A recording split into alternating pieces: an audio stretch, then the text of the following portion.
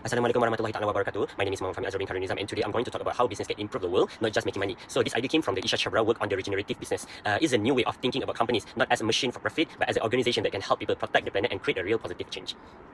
Alright, the problem with the today business model is basically for so many years, businesses has focused on one thing, which is profit. The fastest they grow, the better. The more money, the better. This mindset create what we'll call the hustle culture, where people feel pressure to work non-stop, but this model has a serious problem, which is that people are burning out. They feel stressed out and then tired and also disconnected from their work. At the same time, the planet is suffering. We see a pollution, waste, and overproduction everywhere. So clearly, the current business model is not working with the people or the environment, and that's why we need a new approach. So why sustainability isn't enough? In the last decade, many companies try to become sustainable. They donate a product, they recycle a material, or bought a carbon offset. These actions are good, but often become more like a marketing strategy. So the problem is the sustainability doesn't change the core of the business. It doesn't change how the company actually operates every day. So even though sustainability is a step forward, it's not enough to fix the system. So we need something deeper, something that transforms the whole business model. Alright, so step 2 is regenerative business. So this brings us to the next step, regenerative business. So regenerative business goes beyond reducing harm. It focuses on creating a positive impact. It regenerative company asks, how can I restore nature? How can we support the community? How can we improve the people's lives? So, and the most important part is the impact is to build every part of the company, not just one department or one project. It's a full system change from the supply chain to the workplace culture. So now we're moving on to what the regenerative company focus on. So regenerative company focus on the several key areas. First, they protect the environment and treat the supplier as a partner, not just a cheap labor. Second, they build a strong connection with human, especially in the service industry. Third, they choose a funding model that support long-term impact instead of fast profit. Some even use their employee ownership or profit sharing so worker benefit directly. And finally, they create a workplace where people feel respectful, valued, and purposeful. In short, they design their company or their business to help people and the planet, not to harm them. So next, why they avoid the word of sustainability? Interestingly, many regenerative entrepreneurs avoid using the word sustainability. Why? Because sustain means to maintain, and the current system is broken. They don't want to maintain it. They want to redesign it. Regenerative company aim to improve, not just keeping things the same. They want to build something better, not just slightly less harmful. So we're moving on to the example number 1, which is one great example of the regenerative business is Veja, a shoes brand from France. Veja buy a natural rubber from the rubber topper in the Amazon rainforest. They protect the forest because the trees stay standing and workers earn a fair income. They also use an organic carton and work with the ethical factories. For fulfillment, they partner with the non-profit that hire people from the marginalized community. They create a job and support the social inclusion.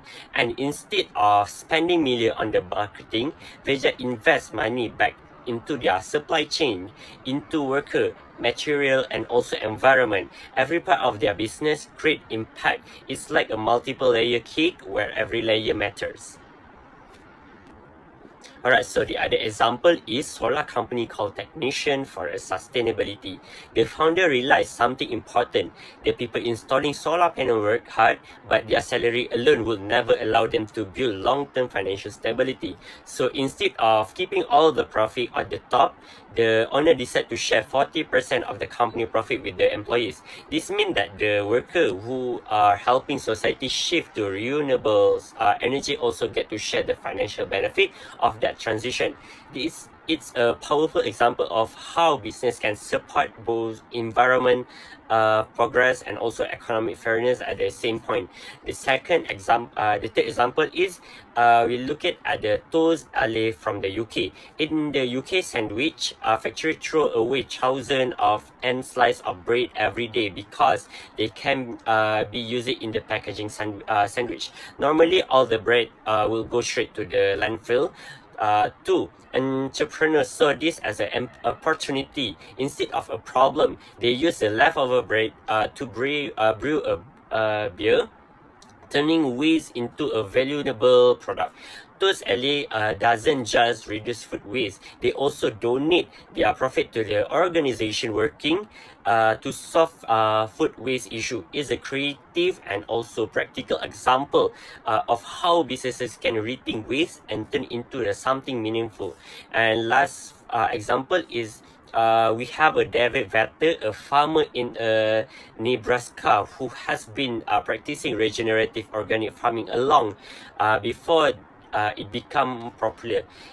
his approach is focused on building a healthy soil, increasing biodiversity, and also farming in a way that support the land instead of exhausting it.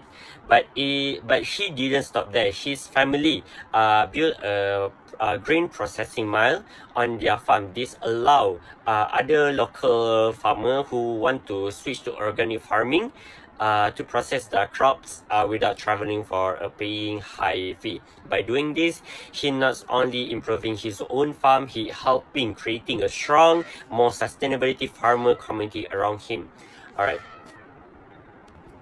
And then for the next slide, we have what entrepreneur have say. When asked what needed to happen next, many entrepreneurs said that the same thing. We need more story of regenerative business, not just one big ethical brand, but many small across different industry. Replication is more important than becoming a global giant. This goal is to spread impact, not choose endless growth. For the next slide, we're having a reading skill. This leads to the important question, which is that does every company need to be huge or need to be successful? Regenerative entrepreneurs say no. They ask how much is enough. Enough profit, enough growth, enough consumption. True success is not measured by its size, but it's measured by its impact, by how good the company creates. And then for the lastly, before I end, let me share a few key takeaways from this presentation.